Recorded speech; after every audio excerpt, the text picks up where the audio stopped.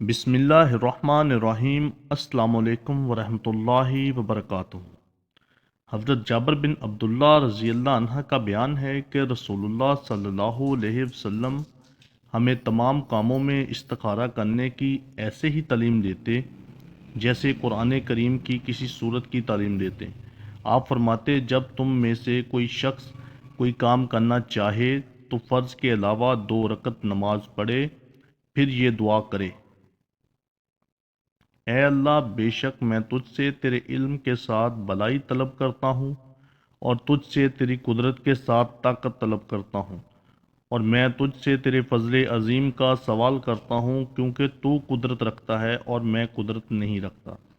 تو جانتا ہے اور میں نہیں جانتا، تو غیبوں کو خوب جانتا ہے۔ اے اللہ، اگر تو جانتا ہے کہ بے شک یہ کام میرے لیے، میرے دین، میرے معاش،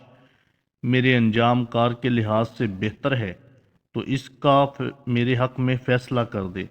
اور اسے میرے لیے آسان کر دے، پھر میرے لیے اس میں برکت ڈال دے، اور اگر تو جانتا ہے کہ بے شک یہ کام میرے لیے، میرے دین، میرے معاش، میرے انجام کار کے لحاظ سے برا ہے،